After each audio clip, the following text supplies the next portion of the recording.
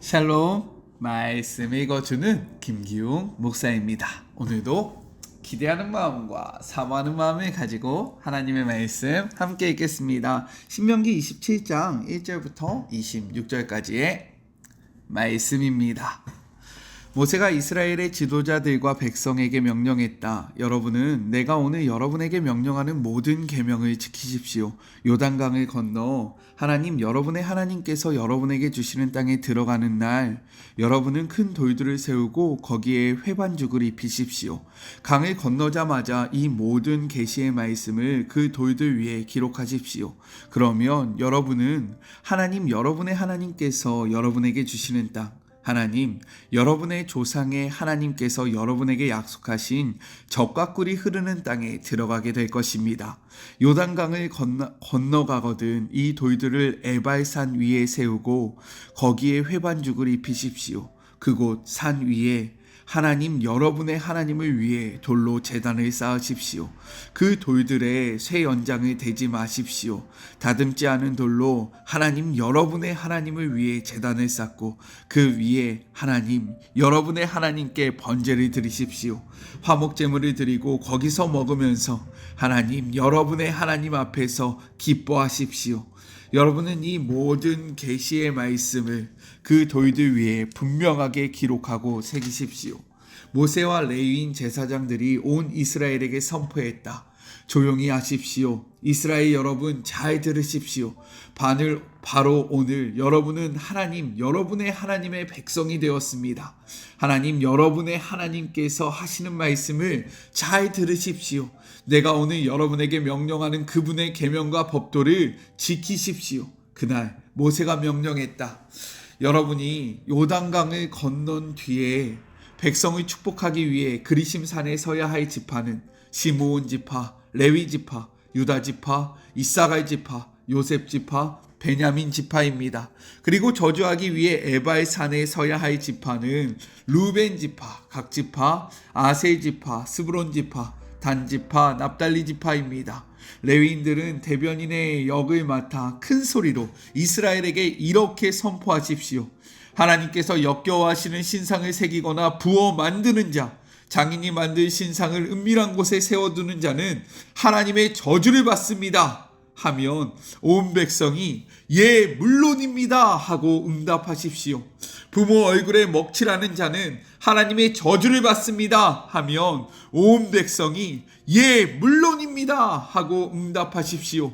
이웃의 경기표를 옮기는 자는 하나님의 저주를 받습니다 하면 온 백성이 예 물론입니다 하고 응답하십시오. 눈먼 사람을 잘못된 길로 인도하는 자는 하나님의 저주를 받습니다 하면 온 백성이 예 물론입니다 하고 응답하십시오.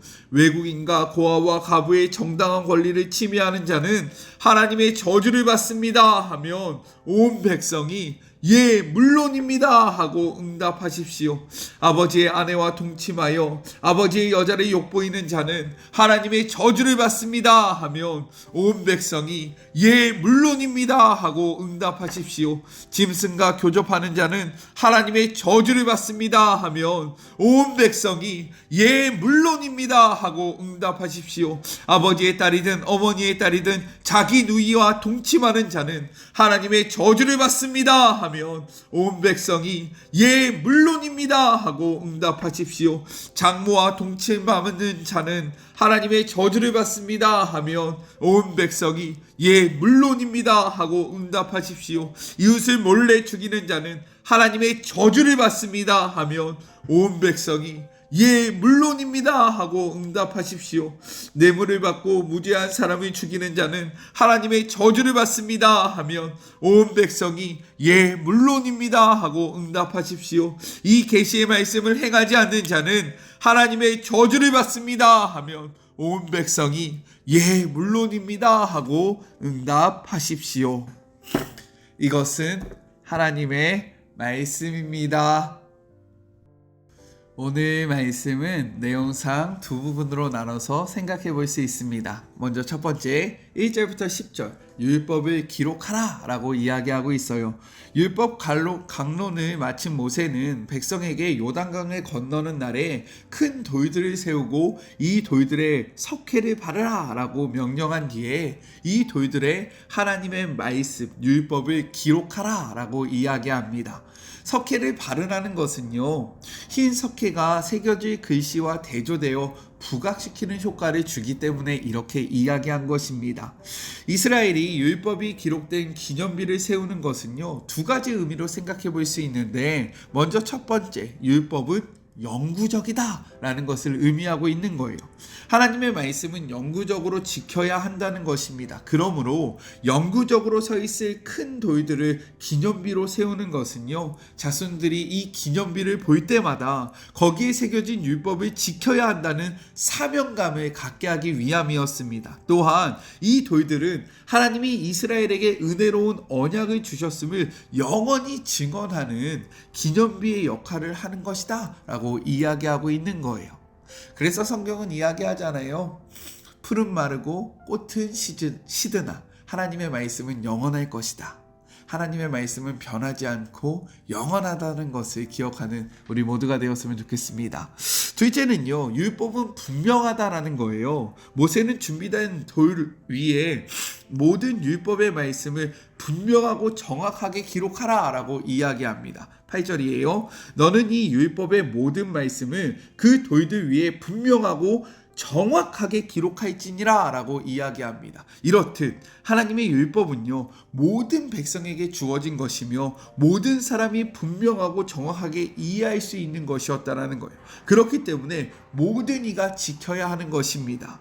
이렇듯 하나님의 말씀은요, 우리의 삶에 영원히 변하지 않는 기준점이 되고요, 또한 하나님의 말씀은 정확하고 분명하다라는 거예요. 애매모호하지 않습니다. 우리는 하나님의 말씀을 잘 모르겠다라고 이야기하나 성경은 무엇이라고 이야기합니까? 나의 뜻은 정확하고 분명하다. 그렇기에 이 말씀을 기억하며 우리의 마음속에도 하나님의 율법을 새기는, 하나님의 말씀을 새겨서 그 명확하고 분명한 말씀을 쫓아가는, 그리고 다른 것이 우리의 삶의 기준이 되는 것이 아니라 하나님의 말씀이 기준되어지는 삶을 살아가는 우리 모두가 되기를 간절히 소망합니다. 둘째, 11절부터 26절 저주의 십계명에 대해서 이야기를 하고 있습니다.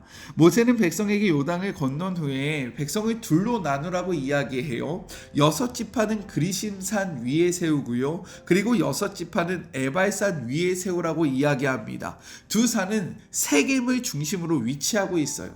오늘날에는요, 방향을 표시할 때 북쪽을 기준으로 하지만 고대 근동 사람들은 동쪽을 기준으로 삼았다라는 겁니다. 성경에서 오른쪽은요, 축복을 의미하고 왼쪽은 저주를 상징해요. 그렇기 때문에 세겜에서 동쪽을 바라보면 축복을 선언하는 그리심산이 오른쪽에 위치하게 됩니다. 그리고 저주를 선언하는 에발산은 서쪽에 위치하게 되어 있다라는 거예요. 에발산과 그리심산 사이에는 무엇이 위치하고 있다라고 이야기했습니까? 세겜이 위치하고 있다라고 이야기했잖아요. 그런데 이 세겜은 매우 중요한 역할을 하고 있었다라는 거예요. 왜냐하면 가나안 땅을 통해서 서로 가르는 도로가 이곳에 있었고, 또한 남과 북으로 가르는 도로가 이곳에서 교차하기 때문에 산업적으로 매우 중요한 요충지의 역할을 감당했다라는 겁니다.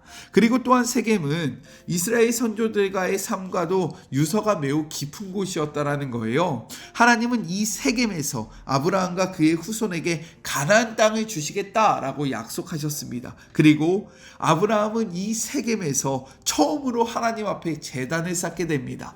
그 후에 요셉의 뼈가 세겜에 묻히게 되고요, 북이스라엘이 남유다와 북이스라엘로 분열될 때 북이스라엘의 수도가 어디냐면 바로 이 세겜이 되는 것입니다.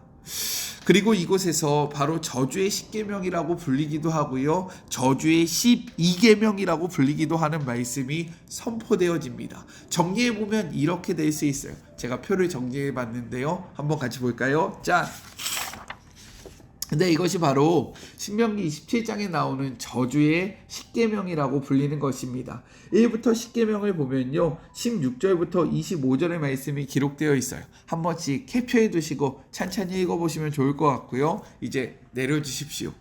이것이 저주의 10계명 또는 저주의 12계명이라고 불리는 이유는 무엇이냐면, 제가 말씀드린 것은 10가지 계명이었지만 여기에 2가지 계명이 더 포함되기 때문인 거예요. 바로 12절과 26절입니다. 그런데 이것을 뺀 이유는요, 성격이 조금 다르기 때문인 거예요. 이러한 저주의 10계명에서 주목해야 할 점은 무엇이냐? 이웃에 대한 규정이 많이 나오고 있다는 거예요. 우리가 십계명을 이야기할 때 제가 저 십자가를 이야기하잖아요. 먼저는 하나님과의 우리 사이의 계명, 이것이 바로 1계명부터 4계명입니다. 그리고 5계명부터 10계명은요, 이웃 사이에 지켜야 하는 계명을 이야기하고 있어요. 그런데 이 저주의 10계명은요, 하나님과의 관계성보다는 그 하나님과의 관계성 안에서 이웃과 어떻게 살아가야 할지를 말씀해주고 있다라는 거예요. 특별히 맹인이라는 장애인이 기록되고 있습니다. 이는 단순히 눈이 먼 사람을 이야기하는 것이 아니라 장애를 가진 모든 사람을 대표하고 있다는 거예요. 고대 사회에서 장애인은요, 공동체에서 인정을 받지 못하는 경우가 많았고, 장애를 가졌다는 그 단 한 가지 이유만으로 죄인으로 이해되었습니다. 그러나 저주의 10계명은요, 지금 이러한 장애인을 어떻게 하고 있습니까? 우리의 이웃의 범주에 포함시키고 있다는 거예요. 이를 통해서 기억해야 할 것은 무엇이냐? 지금 이 말씀은 약속의 땅 가나안에서 선포되고 있잖아요. 이러한 약속의 땅이라 할지라도 그 땅 자체가 축복을 보장하는 것은 아니라는 거예요. 그렇기 때문에 저주의 말씀이 먼저 기록되고 있는 것입니다. 즉, 하나님의 뜻에서 벗어난 삶을 살 경우 그곳은 저주가 임할 수 있다라고 이야기하고 있는 겁니다. 하나님의 뜻 안에서 살아가면 축복이 임하지만 그렇지 않으면 저주가 임한다라는 거죠. 즉, 땅의 문제가 아니라 하나님의 말씀의 순종에 따라서 우리의 인생은 달라진다라는 것을 분명하게 선포하고 있는 겁니다. 우리의 인생도 동일해요. 우리의 삶의 축복은 다른 것에 있는 것이 아니라 하나님의 말씀에 순종함에 있음을 우리는 기억해야 합니다. 말씀에 순종할 때는 우리에게 축복이 따라와요. 하지만 우리가 이 말씀을 거부하고요, 우리의 뜻대로 살아갈 때, 불순종할 때는요, 저주가 임한다라는 거예요. 특별히 이 저주의 10계명에는 이웃에 관련된 말씀이 많이 포함되어 있습니다. 왜입니까? 하나님의 말씀에 순종하는 삶은 이웃을 대하는 삶의 태도로부터 나온다라는 거예요. 그렇기 때문에 우리가 살아가는 삶의 자리에서 특별히 나에게 허락하신 그 이웃들을 어떻게 대하는지를 돌아보며 하나님의 말씀에 순종함으로 주의 모든 축복을 받는 우리 사랑하는 마리목 가족들이 되었으면 좋겠습니다. 우리 같이 기도할까요? 하나님 감사합니다. 오늘도 말씀을 통해서 우리에게 이야기하여 주심에 감사합니다. 율법을 돌로 새겨 기념비로 세우라는 것은 하나님의 말씀은 변하지 않는 기준점이 된다는 것입니다. 또한 이 하나님의 말씀은 정확하고 분명하게 기록되어 있기에 우리가 명확하고 분명하게 따라야 한다는 것입니다. 그리고 하나님은 저주의 10계명을 우리에게 주십니다. 그 저주의 10계명은 이웃과의 관계에 대해서 기록하고 있습니다. 하나님, 우리가 주님을 사랑한다면 그 사랑으로 이웃을 사랑해야 하는 것이 마땅한 일입니다. 우리의 삶의 모습은 어떠한지 이 말씀 앞에 멈춰서서 돌아보게 하여 주시옵시고 하나님의 뜻을 온전히 이루어감으로 삶의 축복을 받는 주의 모든 자녀들 되게 하여 주시옵소서. 함께 하실 주님을 바라보며 거룩하신 예수 그리스도의 이름으로 간절히 기도드립니다. 아멘. 하나님의 말씀은 정확하고 분명합니다. 이 정확하고 분명한 말씀을 바르게 쫓아가는 우리 모두가 되었으면 좋겠어요. 저는요, 삶의 자리가 시작되는 월요일날 또 만나도록 할게요. 사랑하고 주님의 이름으로 축복하면서 오늘 하루도 힘내세요. 우리 월요일날 만나요. 안녕. 오늘도 수고하셨습니다.